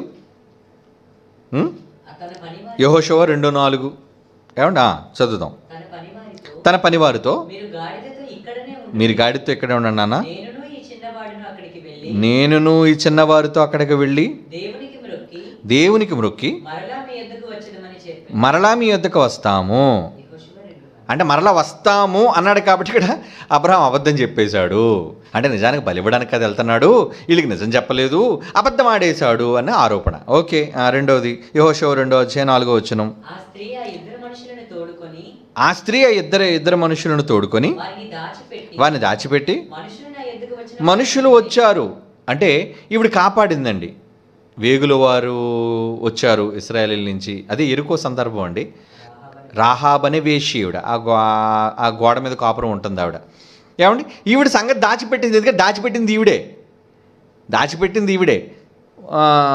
ఆ రాజ్యానికి సంబంధించిన వాళ్ళు వచ్చినప్పుడు ఆ మనుషులు ఎక్కడ అని ఇన్వెస్టిగేషన్కి వచ్చినప్పుడు వాళ్ళు రావడం నిజమే, వెళ్ళిపోవడం నిజమే, ఎటు వెళ్ళిపోయారో తెలియదు. అందుకని సలహా ఇచ్చింది ఈవిడ, మీరు వెళ్ళండి కొండలో దాక్కోండి, ఆ తర్వాత నేను చెప్తాను, సిగ్నల్ ఇస్తాను, తర్వాత రండి. మొత్తం ఇదంతా మనకు తెలుసు, జరిగిన వాస్తవం అంతా కూడా. అంటే ఇక్కడ క్షమించండి, అక్కడ అబ్రహాము గారు అబద్ధం చెప్పినట్లుగా ఉంది, రాహాబు అనే ఆమె మరి అబద్ధం చెప్పినట్లుంది. ఏనానా వాళ్ళిద్దరూ నీతిమంతులే కదా, అవునా?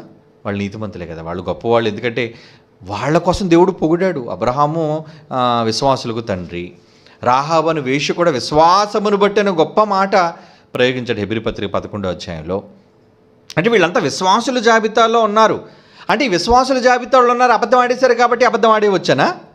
ఇప్పుడు కూడా బైబిల్ని చాలా రాంగ్గా అప్లై చేసుకోకుండా, అది చాలా తప్పు. కనుక వాళ్ళు అబద్ధం ఆడారు కాబట్టి మీరు ఆడుతారు అబద్ధం, అలా మనం తీసుకుంటాం బైబిల్ని. దావీదు తప్పు చేశారు కాబట్టి మనం తప్పు చేసేద్దామనా? ఏమండి, వాళ్ళు హత్య చేశారు కాబట్టి కత్తితో యుద్ధం చేశారు కాబట్టి మనం యుద్ధం చేద్దామనా? కాదర్రా, దానికి కాలం ఆలోచించాలి, దానికి సందర్భాన్ని ఆలోచించాలి, దాని వెనకున్న ఆంతర్యం ఏంటనేది కూడా మనం ఆలోచించాలి కదా. ఏమండి, వాళ్ళు ఎందుకు అబద్ధం ఆడాల్సి వచ్చింది, ఏ విషయంలో అబద్ధం ఆడారు, ఇకపోతే అబద్ధం అంటే ఏంటి, ఇవి కొంచెం చాలా క్లిష్టమైనది. కానీ జాగ్రత్త, ఎందుకంటే చాలామంది వక్రీకరణలు జరుగుతాయి. ఇలా వక్రీకరించకండి. మనం బైబిల్ని వక్రీకరించకూడదు, వాస్తవాన్ని వాస్తవంగా మనం అంగీకరించాలి. వాళ్ళు నేరస్తులు అంటే ఖచ్చితంగా వాళ్ళు నేరస్తులు కాదు నాన్న, వాళ్ళు దేవుని చేత నియమించబడిన వారు. ఆ రోజు రాహాబ్ అనే వేశ్య లేకపోతే అసలు ఎరుకో పట్టణాన్ని ఇశ్రాయేలు కైవసం చేసుకోగలరా? లేదు. మరి అబ్రహాము తన కుమారుని ఇవ్వటం వల్ల నీతిమంతుడిగా తీర్చబడ్డాడు అంటే, పరిశోధించబడ్డాడు దేవునితో అంటే ఆయన నీతిమంతుడు కదా. ఎలా మనం వాళ్ళని తప్పు పట్టగలం చెప్పండి? వాళ్ళు చేసిన క్రియలు తప్పు అని మనల్ని ఎలా నిర్ధారించగలం చెప్పండి? వాళ్ళు ఉత్తములు, మంచివాళ్ళు. రోమీయులకు రాసిన పత్రిక 8వ అధ్యాయం 33 ఒకసారి చూడండి. ఇలాంటి భక్తుల కోసం దేవుడు బైబిల్లో ఏం రాయించాడు? రోమీయులకు రాసిన పత్రిక 8వ అధ్యాయము ఏనాన్న చూద్దామండి, ఒకసారి చదవండి. రోమపత్రిక 8వ అధ్యాయం 33 దేవుని చేత ఏర్పరచబడిన వారి మీద నేరము మోపువాడెవడు? ఏమంటే వాళ్ళిద్దరూ దేవుని చేత ఏర్పరచబడిన వాళ్ళు కదండి. వాళ్ళు తప్పు చేశారంటావా? వాళ్ళ మీద నేరం మోపేద్దామంటారా? తప్పు కదా. వాళ్ళ మీద నేరం మోపించచ్చా? వాళ్ళు అబద్ధం ఆడారని మనం అనొచ్చా? లేదు నాన్న, అబద్ధం ఆడారని మనం ఎలా నేరస్థాపన చేస్తాం వాళ్ళని? నేరము మోపువాడు ఎవడు అంటున్నాడు. కాదు, వాళ్ళు చేసిన పనికి ఒక అర్థం, దాని వెనుక ఒక పరమార్థం ఉంటుంది. అబద్ధం ఆడారు కాబట్టి మనం కూడా అబద్ధం ఆడేద్దామనా? ప్రతిదాన్ని అలా తీసుకుంటారు. దావీదు కత్తి పట్టుకొని 10,000 మంది తలకాయలు నరికేస్తాడు ఆయన. మనం నరికేస్తామో చెప్పండి? దాని కాలం, సందర్భం, సమయం ఇవన్నీ ఉన్నాయి కదా. ప్రతిదాన్ని మీరు యాజ్ ఇట్ ఈజ్గా బైబిల్లో ఉన్నట్టుగా తీసుకోకండి, మీరు దేవునికి విరోధులు అయిపోతారు. అలా చేయకండి. అంటే ఒక తప్పు చేయడానికి బైబిల్లో ఉన్న దానిని బేస్ చేసుకోకండి. తప్పు చేయడానికి చాలామంది ఏం చేస్తుంటారంటే, బైబిల్ ఎలా ఉంది కదండి, మనం తప్పు చేసేయవచ్చా? బైబిల్ ఎలా జరిగింది కాబట్టి మనం నేరం చేసేయవచ్చా? అంటే మనం తప్పు చేసి మన తప్పులను కప్పిపుచ్చుకోవడానికి బైబిల్ ఎప్పుడు అడ్డంగా పెట్టుకోకూడదు. అలాంటి విషయాల్లో మన దేవుని దృష్టిలో నేరస్తులం అవుతాం. ఒకవేళ ఏదైనా జరిగింది అంటే అది ఎందుకు జరిగింది అనేది దాని ముందు వెనకలు కూడా మనం ఆలోచించాలి కదా.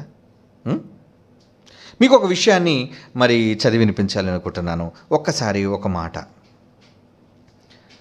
ముందు ఒక మాట చదువుదాం. వీళ్ళిద్దరి విషయంలో పొరపాటు జరిగింది అంటే ఇందుకే అబద్ధం అన్నాడు దేవుడు. అబద్ధం అంటే ఏది అబద్ధం? సత్యము కానిది అంటే సత్యానికి విరుద్ధమైన ప్రతిదీ అబద్ధముగా పరిగణించబడుతుంది. అవునా కాదా? సత్యమునకు విరుద్ధమైన ప్రతిదీ అబద్ధం. ఏది సత్యం? నీ వాక్యమే సత్యం. అల్టిమేట్గా బైబిల్ దగ్గరికి మనం రావాలి. యోహాను సువార్త 17:17 ప్రకారంగా నీ వాక్యమే సత్యము అన్నాడు. అంటే ట్రూత్ అంటూ ఏమని ఉందంటే అది బైబిలే ట్రూ, అది ట్రూత్, సత్యం. నేనే మార్గము, నేనే సత్యము అన్నాడు. అంటే యేసుప్రభు పలికిన మాటలు సత్యము అయినవిగా మీరు నమ్ముతున్నప్పుడు, విశ్వసిస్తున్నప్పుడు, ఆ మాటన సత్యానికి భిన్నంగా ఉన్నది ఏదైనా సరే, ఆ సత్యాన్ని కూలదోసేది ఏదైనా సరే అబద్ధం. ఇప్పుడు అపవాదికున్న పేరేంటి? అపవాదికి ఏం పేరు ఉంది? యోహాను సువార్త 8:44 యేసు ప్రభు వారు అంటారు, ఏమంటున్నాడు అపవాది కోసం? మీరు మీ తండ్రి యొక్క అపవాది సంబంధులు. యోహాను సువార్త 8:44. మీ తండ్రి దురాశలను నెరవేర్చాలనుకుంటున్నారు. ఆది నుండి వాడు నరహంతకుడు, మనుషుల్ని చంపేవాడు. ఇక్కడ చెప్తుండే చూడండి, సత్యమందు నిలిచిన వాడు కాడు. సత్యమందు అంటే ఏది? బైబిల్, ఏది దేవుని మాట, దానికి భిన్నంగా ప్రవర్తించటమే అది భిన్నముగా ఉన్నది, అసత్యమైనది. ఇంకా ఇప్పుడు చెప్తున్నాడు చూడండి, సత్యమునకు భిన్నముగా ఉండేది ఏది? ఆది నుండి వాడు నరహంతకుడై సత్యమందు నిలిచిన వాడు కాడు. అసలు సత్య వాక్యం వాడలే ఎందుకు ఉంటుంది? దయ్యంలో వాడి యందు వాక్యమే లేదు. వాడు అబద్ధమాడినప్పుడు తన స్వభావమును అనుసరించి, అంటే వాడు వాక్యం లేదు కాబట్టి ఇంకేమొస్తుంది? సత్యం లేదు వాడిలో, అబద్ధమే వస్తుంది. కాబట్టి వాడు స్వభావాన్ని అనుసరించే మాట్లాడతాడు. వాడు అబద్ధికుడు, అబద్ధానికే జనకుడు అన్నాడు చూడండి. అంటే అబద్ధానికి జనకుడు అంటే ఏ అబద్ధం? సత్యం కానిదల్లా అబద్ధమే, అంతే కదండి. నో ఏదవుతుంది? ఎస్ కానిదల్లా నో. నో ఏదవుతుంది? ఎస్ కానిదల్లా నో. అవునండి. ఎస్ ఏమవుతుంది? నో కానిదల్లా ఎస్, అంతే కదా, రెండే ఉంటాయి కదా. అయితే ఎస్ ఆర్ నో, అయితే ట్రూ ఆర్ ఫాల్స్, నిజమా అబద్ధమా? అవునా? ఇక్కడ నిజం సత్యం వాక్యమైనప్పుడు అబద్ధం ఏమవుతుంది? వాక్యం కానిదే. అర్థమైందా లేదా మీకు? వాక్యం కానిదే అబద్ధము. అంటే బైబిలుకు భిన్నమైన ప్రతీది, దేవుని మాటకు వ్యతిరేకమైన ప్రతీది ఏదైనా అబద్ధమే. మీరు మనుషులతో ఆడే అబద్ధాల కోసం మాట్లాడలేదు ఇక్కడ, జాగ్రత్తగా మీరు ఆలోచించాలి. మీరు మనుషులతో పలికే అబద్ధం కాదు. జానీ జానా ఎస్ పప్ప, చిన్నప్పుడు మనం నేర్చుకున్నాం. ఈటింగ్ షుగర్ నో పాప, నోరు తెరమ్మ పాప. అప్పుడు ఓపెన్ చేసింది, అప్పుడు లోన పంచదార ఉంది అంటే అబద్ధం చెప్పింది. ఆ అబద్ధం ఇది. ఏమండి? బైబిల్ జానీ జానీ ఎస్ పప్ప కోసం చెప్పట్లేదు అక్కడ. ఏమండి? ఇక్కడ చెప్తుంది ఏంటో తెలుసా? సత్యం, దేవుడు రాయించిన మాట ఏదైతే ఉందో దట్ ఈస్ ట్రూ, అది నిజము. ఆ నిజాన్ని కాదని ప్రపంచంలో ఏ మాట అయినా సరే అబద్ధం. ఒక ఎగ్జాంపుల్, భూమి మీదే మనిషి జీవించగలడు, ఇంకెక్కడా జీవరాశులు లేవు బైబిల్ చెప్పింది. లేదు, గ్రహాంతరాలలో ఎక్కడో అక్కడక్కడ దూరాల్లో ఇతర గ్రహాల్లో జీవరాశులు ఉన్నాయి, అది అబద్ధం. నువ్వు ఇంట్లో పక్కింటోడితో, భార్యతోని, భర్తతోని ఆడే అబద్ధాల కోసం చెప్పట్లేదు ఇక్కడ. సత్యం, భూమి మీదే మనిషి జీవించగలడు, లేదు ఇంకెక్కడైనా జీవించగలడు, ఇది అబద్ధం. ఏమండి? అంటే బైబిల్ని భిన్నంగా, బైబిల్కి వ్యతిరేకించేది ఏదైనా సరే, పరలోకం ఉంది, లేదు పరలోకం లేదు, దేవుడే లేడు, ఇదేంటి? అబద్ధం. ఇది మీకు అర్థమవుతుందో లేదో? కనుక ఇవన్నీ దారుణమైన అబద్ధాలు, చాలా పెద్ద అబద్ధాలు. మనుషులతో మనుషులు మాట మార్చి చెప్పేది అబద్ధం అని మీరు అనుకుంటున్నారు. అలా అబద్ధం అనుకుంటే ముందు అబద్ధికులే ఎంతోమంది అండి. ఎంత ఎవరు అబద్ధం ఆడరు చెప్పండి? ఎవరు అబద్ధం ఆడ? వాక్యానికి భిన్నంగా మాట్లాడే ప్రతి వాడు అబద్ధికుడు. అర్థమైందో లేదో? వాక్యంలో లేనిది చెప్పేవాడు ఈరోజు స్వస్థతలు చేస్తున్నాడు. ఈరోజు మాయలు, మంత్రాలు, మోసాలు, భిన్నమైన బోధలు, వీళ్ళందరూ అబద్ధికులు. మర్చిపోకండి. అందుకే ఈ అబద్ధికులే భయంకరమైన అగ్నిగుండానికి వెళ్ళిపోతారు. అందుకే అబద్ధికులు అని చాలామంది లిస్టు చెప్పి అందులో అబద్ధికులను కూడా కలిపి వీరు మండుగొండములో పడవేయబడుదురు అంటాడు ప్రకటన గ్రంథానికి వెళ్ళేసరికి. అబద్ధికులు మండుగొండలో పడ్డం ఏంటండి? చూస్తారు ఒకసారి ఆ మాట. ప్రకటన గ్రంథం 21వ అధ్యాయం చూడండి. ప్రకటన గ్రంథం 21వ అధ్యాయం 8వ వచనమండి. అబద్ధికులందరూ అగ్నిగంధకములు గల మండుగుండములో పాలు పొందుదురు. ఏ అబద్ధికులు? ఏమండి? అబద్ధం ఆడిన వాళ్ళందరూ వెళ్ళిపోతారు అనుకుంటే పేతురు గారిని ఎక్కడ పంపించాలి చెప్పండి? 3 సార్లు అబద్ధం ఆడాడు ఆయన యేసుప్రభుత్వం డైరెక్ట్గా. అవునా? నువ్వు నన్ను ప్రేమిస్తున్నావా? ప్రేమిస్తున్నాను ప్రభా. మళ్ళీ అడిగాడు 3 సార్లు. అయితే నా గొర్రెలు మేపు. కానీ ఏం చేశాడు? నువ్వు వేస్తూ తిరిగినాడు కదా. నో, తల్లితోడు, అమ్మతోడు, ఆకాశంతోడు, భూమితోడు, మొత్తం అన్ని తోడులు వేసాడు. 3 సార్లు అబద్ధం ఆడేశాడు. మరి ఇప్పుడు వేసేద్దాం అతన్ని నరకంలోనికి? అది కాదండి. తర్వాత అతను తప్పు తెలుసుకొని సత్యాన్ని భిన్నంగా మాట్లాడడం కాదు, భయంతో అబద్ధం చెప్పాడు. అక్కడ ప్రాణం, నన్ను కూడా యేసుప్రభులో సిలువ వేసేస్తారేమో, ఆయన కొట్టేస్తున్నారు, అక్కడ పిడుగుదులు గుద్దేస్తున్నారు, కొరడాలతో కొట్టేస్తున్నారు, మొత్తం గాయాలు, రక్తం, అయ్య బాబాయ్ నా ప్రాణం కూడా తీసేసి సిలువ వేసేస్తారేమో అని భయంతో చెప్పింది. ఏమండి? కానీ తర్వాత ఏం చేశాడు? సత్యం, ఆ క్రీస్తుకు మేమే సాక్షులం. ఏమండి? మీరు ఉన్న వాటిని కన్న వాటిని చెప్పకుండా ఉండలే. మీరు కొట్టుకోండి, బెత్తలతో కొట్టండి. నేను సమాజ మందిరంలో యేసు కోసం చెప్తాను, నిజం కోసం నిలబడతాం, సత్యం కోసం నిలబడతాం. అదండి. కనుక సత్యాన్ని వాళ్ళు మాట్లాడారు కాబట్టి వాళ్ళ అబద్ధికులు ఎలా అవుతారు? వాళ్ళు అంటే దేవుని పక్షాన వాళ్ళు చేయటంలో, దేవుని కొరకు వాళ్ళు నిలబడటంలో వాళ్ళు కొన్ని సందర్భాల్లో అది చెప్పింది అబద్ధంగా మీకు గోచరిస్తుంది. ఏమంటే ఇప్పుడు రాహాబు వచ్చారు వాళ్ళు, వేగులోళ్ళు వచ్చారు, యెహోషువ పంపించాడు. ఏమండి? మరి ఇప్పుడు ఇశ్రాయేలు జనాంగాన్ని కాపాడకపోతే లోకరక్షకుడు, జగత్రక్షకుడు యేసుప్రభు శకపురుషుడు ఎలా పడతారు చెప్పండి? ఆ రోజు నిజంగా వచ్చారండి, ఇక్కడే ఉండారండి, నా ఇంట్లోనే దాచిపెట్టాను మిద్ది మీద, లోన వేసేయండి అన్నది అనుకోండి, అప్పుడు తీసుకెళ్ళి ఆ ఊరు ఎరుకో వారి వరకు న్యాయమే అది. కానీ అసలు ఇశ్రాయేలు వంశం ఏమైపోవాలి చెప్పండి? వీళ్ళంతా తిరుగుబాటు చేయరా? ఎరుకోని వాళ్ళు ఎలా స్వతంత్రించుకుంటారు చెప్పండి? ఆమె విశ్వాసురాలు ఎలాగవుతారు చెప్పండి? అంటే ఆమె దేవుని పనిలో ఒక మంచి జరిగించింది, దేవుని ప్రజలను కాపాడడంలో అబద్ధం ఆడింది. అయితే అది అబద్ధమా? అది అబద్ధం ఎందుకు? సత్యం పక్షాన నిలబడింది. అక్కడ తన అధికారులతో చెప్పింది అబద్ధం అని మీరు అనుకోకండి. ఇశ్రాయేలుల దగ్గర సత్యం ఉంది. ఇశ్రాయేలును నమ్మిన దేవుడు సత్యవంతుడు, న్యాయవంతుడు, ఆయన నిజమైన దేవుడు. కనుక నేను సత్యం పక్కన ఉంటాను. మీరు అబద్ధం ఆడితే అనుకోండి, వాళ్ళు లేరు, ఇక్కడికి రాలేదు, వచ్చారు, ఎటు వెళ్ళిపోయారు, ఆయన అబద్ధం ఆడేసింది. అది అబద్ధంగా మీరు పరిగణిస్తే ఎలా? వాళ్ళు మీరు నేరస్తులుగా మీరు ధృవీకరిస్తే ఎలా? వాళ్ళు నిలబడింది సత్యం పక్షాన, ఆమె నిలబడింది. మరి అబ్రహాము వీళ్ళకి చెప్పాలా? ఎవరితో చెప్పకుండా నీకు కొడుకుని తీసుకుని వెళ్ళినాడు. ఆయన ఏంటి అమ్మకేయలేదు, నా కొడుకుని బలిచ్చడానికి వెళ్ళిపోతున్నాడు హో అని చెప్పలేదు. ముందు శారా అక్కడ ఊరుకోదు ముసలావిడ, ఈ వయసులో లేక పుట్టాడు, ఈ ఇస్సాకుని తీసుకెళ్ళి బలిచ్చేస్తావని. కనుక వాళ్ళందరితో చెప్పాల్సిన పని లేదు. అడిగినప్పుడు ఏం చేస్తారు? ఏమండి ఎక్కడికండి? శారా అడగకుండా ఉంటుందండి, బలి ఇవ్వడానికి వెళ్తున్నాను అమ్మాయి. ఎవరిని బలి ఇవ్వడానికో చెప్పలేదు ఈయన, ద్వంతంగా చెప్పేశాడు బలి ఇవ్వడానికి అన్నాడు. ఇక్కడ చెప్తున్నారు, ఏమంటే అయ్యగారు పైకి వెళ్తున్నా మమ్మల్ని కింద వదిలేసినట్టు వస్తామయ్యా, అందుకు ఆగు. అలాగని వస్తామని దాంట్లో అబద్ధం ఏముంది చెప్పండి? నిజంగా రాలేదా? వచ్చారు కదా, మేకను అక్కడ ఇచ్చేశాడు, గొర్రెపిల్లని ఇచ్చేశాడు, వచ్చేసాడు. అందులో అబద్ధం ఏముంటుంది చెప్పండి? మీరు ప్రతి దానిలోని సత్యాన్ని బట్టి మీరు ఆలోచించాలి. నోటితో పరులకు చెప్పేది మోసగించడానికో, ఎదుటి వాళ్ళని ద్రోహం చేయడానికో, ఎదుటి వాళ్ళని ఇబ్బంది పెట్టడానికో మీరు చెప్పేది అది సత్యానికి భిన్నమైనది. వాక్యానికి భిన్నమైన ప్రతిదీ అబద్ధం. ఇంకో విషయం చెప్పమంటారా? ఒక సందర్భం జరిగిందండి. ఏంటంటే యోధారాజుల కాలంలో వీళ్ళందరినీ బలికొనిపోవడానికి సిద్ధంగా ఉన్నారు. ఇర్మియా కాలం అది.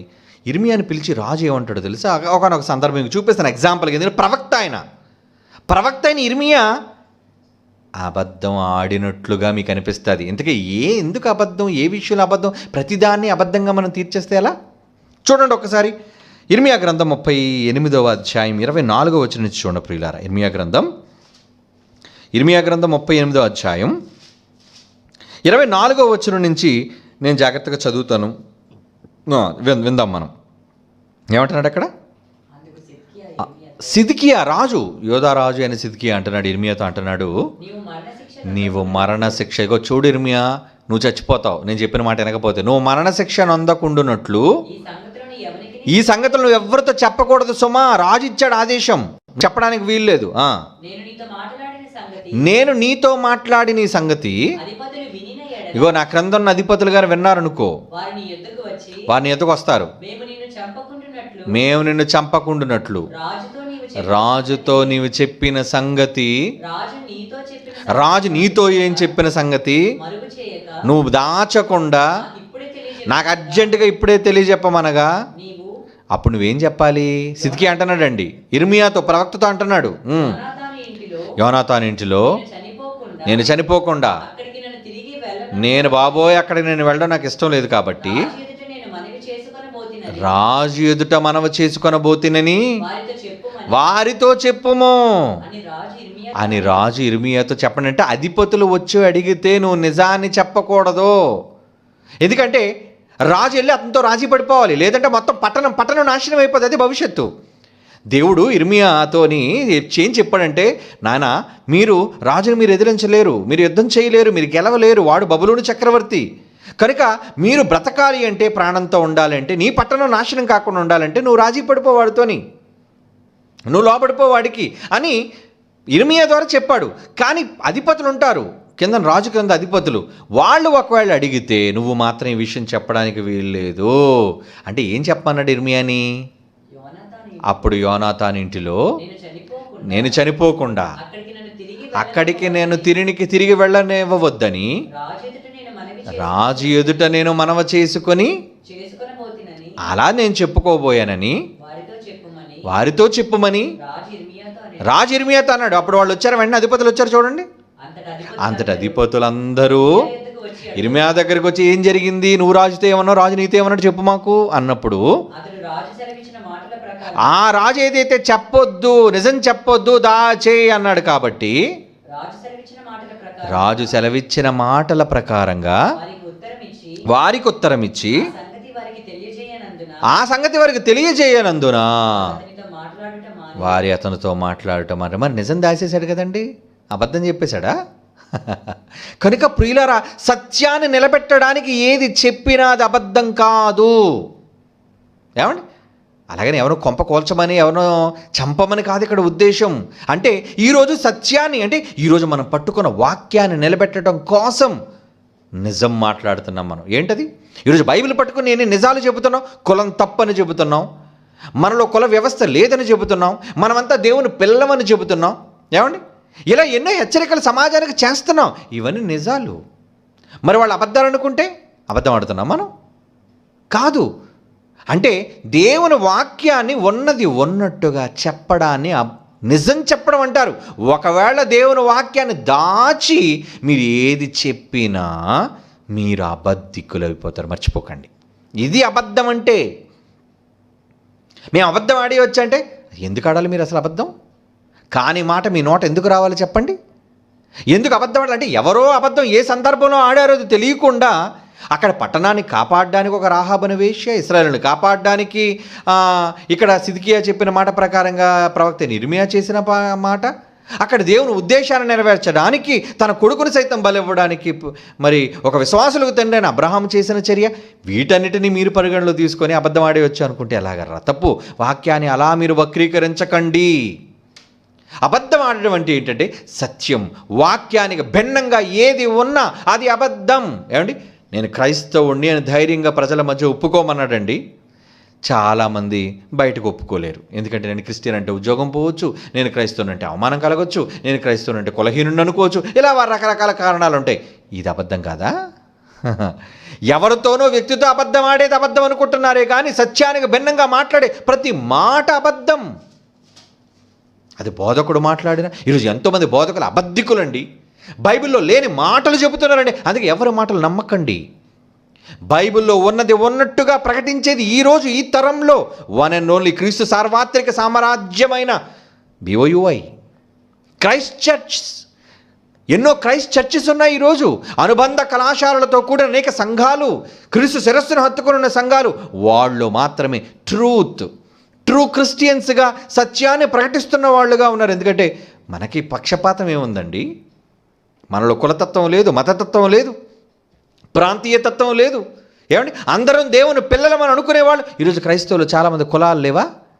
ఏమండి? మా కులపు అమ్మాయిని మాకు ఇవ్వాలండి, మా కులపు అమ్మాయిని మేము చేసుకుంటామండి, మా కులపు అబ్బాయినే మాకు కావాలండి, ఇంటికి తెచ్చుకుంటామండి అనుకున్నవాళ్ళు అందరూ సత్యానికి భిన్నమైన అబద్ధికులు. మర్చిపోకండి. కులాలు చెప్పుకునే క్రైస్తవులు వాళ్ళు అబద్ధికులు గారా? అబద్ధికులు వాళ్ళంతా. అంటే సత్యం ఏంటంటే మనం అంతా దేవుని పిల్లలం కదా అంటున్నప్పుడు మనలో మనకేంటి కులాల వ్యవస్థ? ఇది అబద్ధం కాదా? కనుక ఏది అబద్ధమో ఏది నిజమో అని తెలియక మనుషులతో చెప్పేది ప్రతిదీ అబద్ధం అనుకొని వీళ్ళు భ్రమపడుతున్నారు. లేదండి, బైబిల్లో ఈ సందర్భాలను మనం చూడగలిగితే ఏమండి, వాళ్ళు చేసేది అబద్ధం కాదు. పేతురు గారు అబద్ధం ఆడారంటారు కానీ సత్యం పక్షాన నిలబడ్డాడు ఆయన.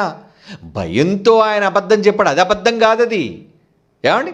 తర్వాత క్రీస్తు కోసం, నేను క్రీస్తును చూచాను, నేను క్రీస్తు కోసం నేను మరణిస్తాను అని తన మరణం వల్లనే క్రీస్తును మహిమపరిచారండి. అది యేసుప్రభువు బ్రతుకున్నప్పుడే చెప్పేశారండి, ఈయన ఎట్టి మరణం వల్ల నన్ను క్రీస్తు దేవుని మహిమపరచబోతున్నాడో అది సూచించి యేసుప్రభువు చెప్పాడు. కనుక ఇప్పుడు ఈయన నిజమైన వాడా అబద్ధికుడా? సత్య సంబంధి. కనుక ప్రతిదీ అబద్ధంగా మీరు అనుకోకండి. ఏది అబద్ధం? సత్యానికి భిన్నమైన మాత్రమే ప్రతిదీ అబద్ధం, అబద్ధం, అబద్ధం. ఇది మీరు తెలుసుకోవాలి. అంతేగాని అబ్రహాం గారు అబద్ధం ఆడేశారండి, రాహాబ్ అబద్ధం ఆడేసిందండి, ఇక్కడేమి ఇర్మియా గారు అబద్ధం ఆడేశారండి, అక్కడ పేతురు గారు కూడా అబద్ధం ఆడేశారండి, వాటన్నిటిని మీరు పరిగణలో తీసుకుంటారేంటి? మీరు సత్య సంబంధులుగా, సత్యవంతులుగా ఉండండి. అంటే ఏదైతే మీరు చదువుతున్నారో దానిని సూటిగా మీరు ప్రకటించండి. ఈరోజు మన సత్య సంబంధులం అండి, అవునా? ఎవరో మెహర్బానీ కోసం మనం బోధలు చేయం. బోళ్ళు మంది తిట్టుకుంటారు, తిట్టుకోనివ్వండి. బోళ్ళు మంది తెలియక అపవాదులు వేసుకోనివ్వండి. బోళ్ళు మంది అవమానకరంగా మాట్లాడనివ్వండి. దూషిస్తారు, దూషించనివ్వండి. యేసుప్రభుని దూషించలేదా? ఇప్పటికీ తండ్రిని దూషించటం లేదా? ఎంతమందిని అవమానకరంగా మాట్లాడుతున్నారు. ఏమండి? జనాల మనల్ని అవమానంగా మాట్లాడడమే మనకు శ్రేయస్కరం, జనం మనల్ని దూషించడమే మనకు శ్రేయస్కరం. ఎందుకంటే వాళ్ళు ఎన్ని మనల్ని దూషిస్తే మనకు అంత ప్రతిఫలం. ఏంటది?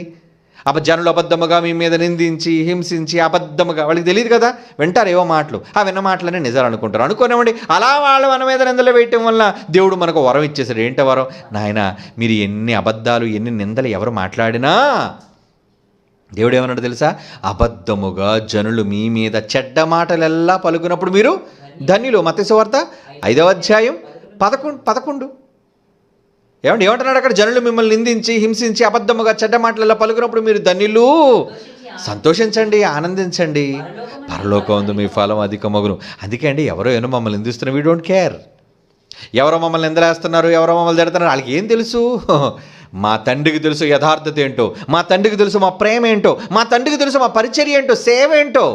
వాళ్ళకి ఏమీ తెలియక మాట్లాడతారు. విన్న చెప్పుడు మాటలు అవన్నీ కూడా. వాటికి మీరు ఎందుకు భయం? అబద్ధికులు వాళ్ళంతా. సత్యం ఎరుగక మాట్లాడే అబద్ధికులు వాళ్ళంతా. అబద్ధికులు మీరు భయపడతారు ఎందుకు? ఏమండి?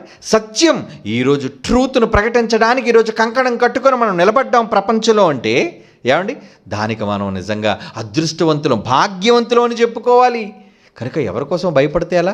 కనుక నాన్న, ఇక్కడ తప్పుగా ఎప్పుడు కూడా బైబిల్లో వాళ్ళు అబద్ధం ఆడారు కాబట్టి, వీళ్ళు అబద్ధం ఆడారు కాబట్టి మనం అబద్ధాలు ఆడవచ్చు అని పెద్దలను చూసి సమర్థించుకుంటారా? వాళ్ళని చూసి ధైర్యం తెచ్చుకుంటారా? వాళ్ళు ఎందుకు చేశారు, ఏ విషయంలో చేశారనే నిజాలు తెలియకుండా ప్రతిదాన్ని అబద్ధంగా పరిగణించి మీరు చేయకండి అలాగా. ఓకే నాన్న? చాలా జాగ్రత్తగా ఉండాలి బైబిల్ దగ్గర. Be aware and be careful. Okay నాన్న? God bless you. ఇంకా చాలా ప్రశ్నలు ఉన్నాయి.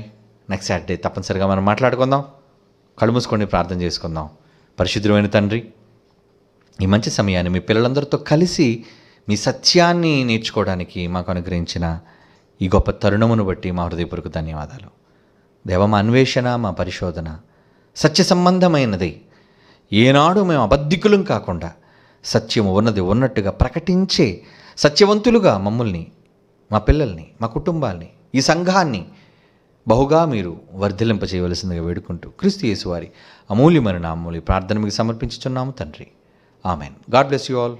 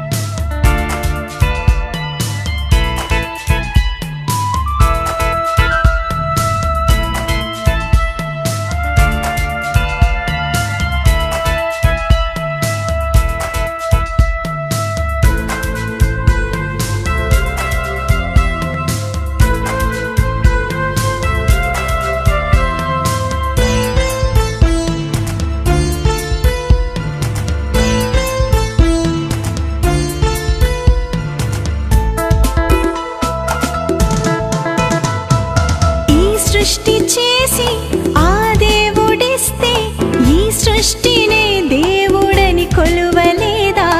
ఈ సృష్టి చేసి నీ కోసం ఇస్తే ఆ దేవుడే తండ్రని తెలుసుకోవా?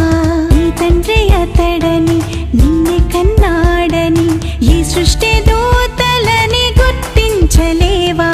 నీ తండ్రి అతడని నిన్నే కన్నాడని ఈ సృష్టి దూతలని గుర్తించలేవా? చెట్టు ఫలము నీకే, గర్భ ఫలము తనకే. చెట్టు ఫలము నీకే, గర్భ ఫలము తనకే. ఆ దేవుని మదిలో ఉన్నది నీవని, తన కోరిక తీర్చే మనిషివి నీవని.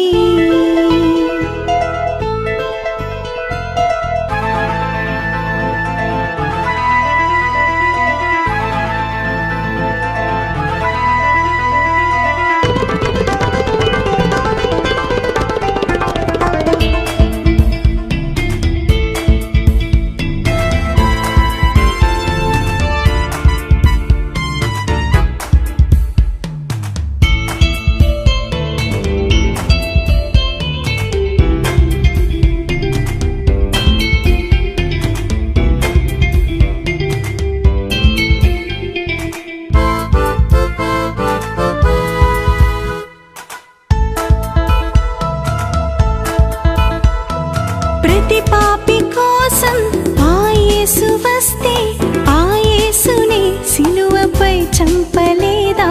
ప్రతి పాపి కోసం ఆ యేసు వస్తే ఆ యేసుని సిలువపై చంపలేదా? నీ అన్ని అతడని ప్రాణం పెట్టాడని రక్షించే నాథుడని గుర్తించలేవా? నీ అన్ని అతడని ప్రాణం పెట్టాడని రక్షించే నాథుడని గుర్తించలేవా? పాపివైన నీవే కావాలి నీవు తనకే. పాపివైన నీవే కావాలి నీవు తనకే.